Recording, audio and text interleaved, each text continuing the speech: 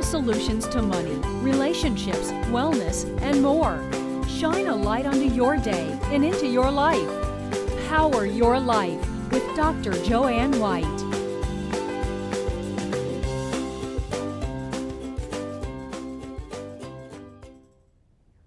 Good evening and welcome to Power Your Life. I'm your host, Joanne White. It's that time of year again to make New Year's resolutions, and two of the top areas that we often focus on are health and wealth. How can you thrive financially in 2014 and beyond?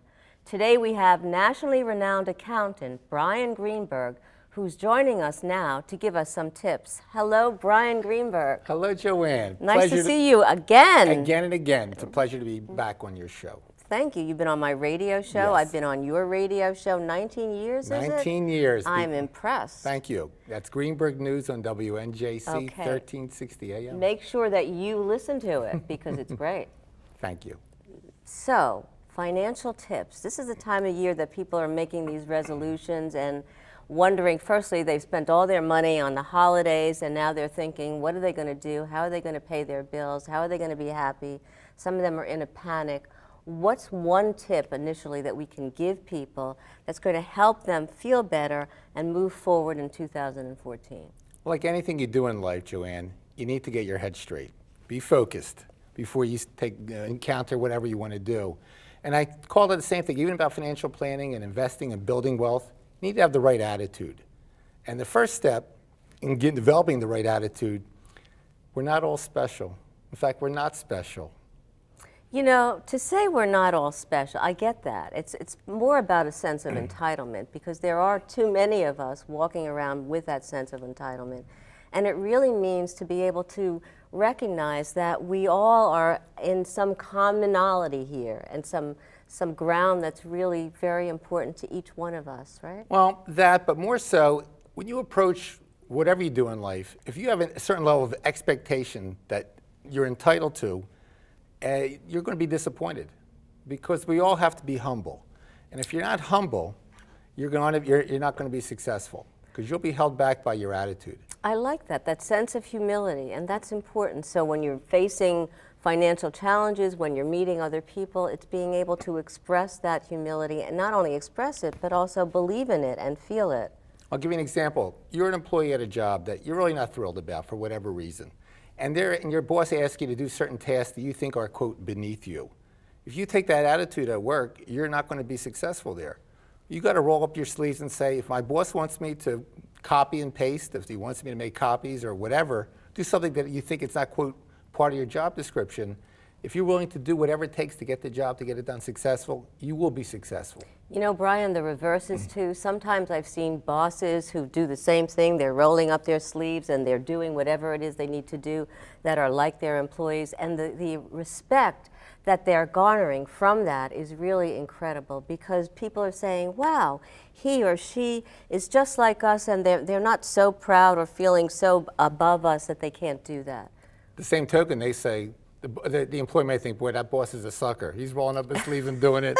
Let him do the job, and I'm not going to get involved. The point being is you really have to approach whatever you do in life and say, what can I do? What does it take to get the job done? And don't think that anything is beneath you, because it's not. I agree. Now, you have another tip, and that is really about upholding the truth. Yes. Okay, so let's talk a little bit about that. All right. Well, people oftentimes don't want to deal with the truth.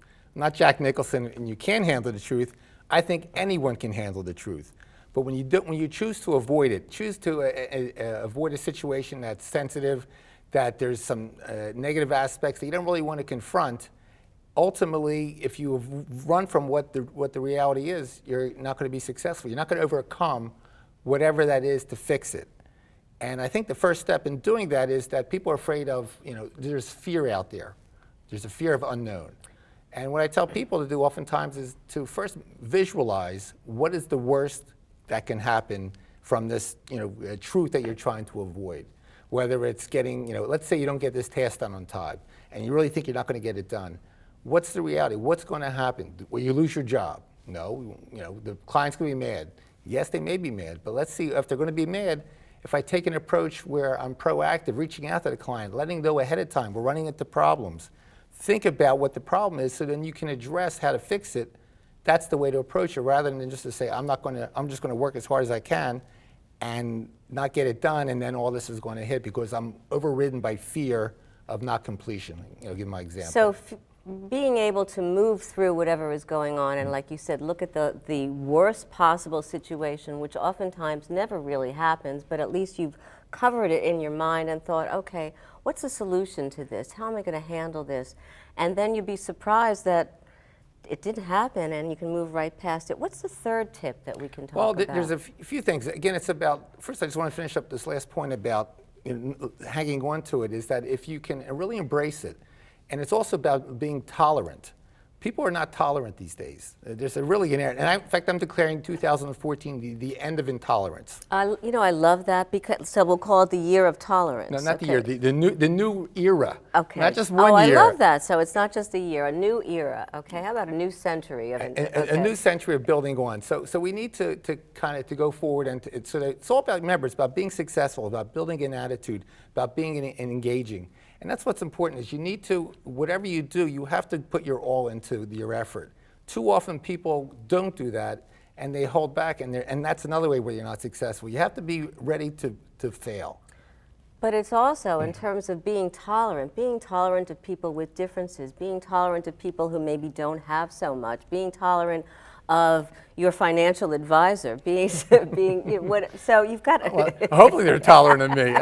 I try not to be too intolerant, but again, it's about, you hear the political discourse today is so divisive, and really, so there's no discussion going on, there's no engagement of ideas, and the reality is no one has all the right answers. There are no right answers. There's a direction. I love that. There are no right answers. Right. And Well, there's no truth. There's no hardened faith. It's not faith. It's truth.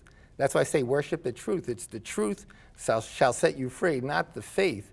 It's when you have the facts, and the facts are whatever they are, whether the Obamacare is good or not good. It's not black and white. Some aspects may be good, some aspects may not be good, but it's not an either or. But the discourse today is either or. And okay, so it's really, you don't have to go to one extreme to another. Correct. Brian Greenberg, thank you so much. It's a pleasure, Joanne. My pleasure. Ahead on Power Your Life, sense and your memories. Why do certain smells conjure up certain feelings and emotions? Plus, learn how to make delicious, gluten-free sweet treats.